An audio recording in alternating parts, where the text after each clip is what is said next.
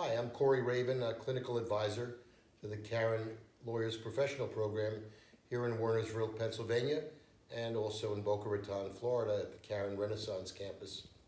I want to tell you a little bit about why the Lawyers Professional Program is an important program and why lawyers need to be here at Caron at one point or another if they have problems with substance abuse or alcoholism.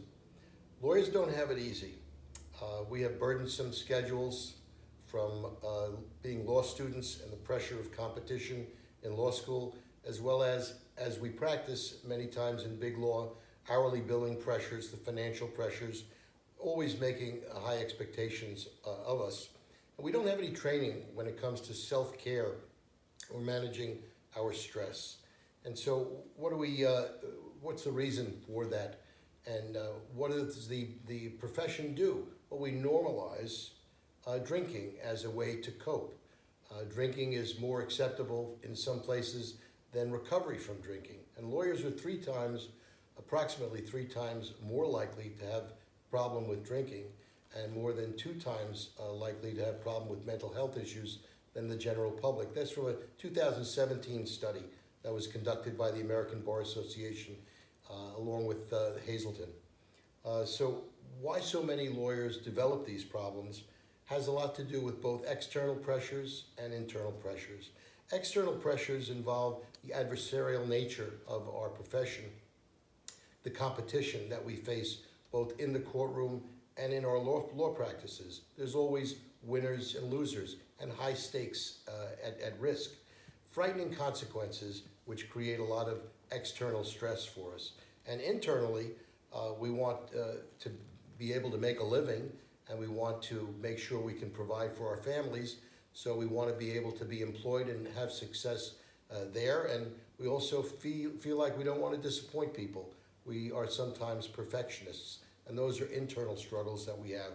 Relationships in our family sometimes are affected, and that can be very, very destructive and create a lot of difficulty for us. So seeking help for lawyers is not an easy thing. The fact is that lawyers are very difficult to get into treatment, but once we get into treatment, our success rates are very, very high, and we kind of get it.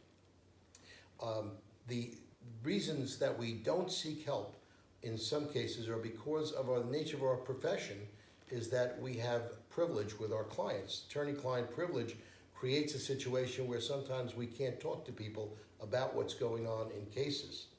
And we're the fixers. Law is a caregiving profession.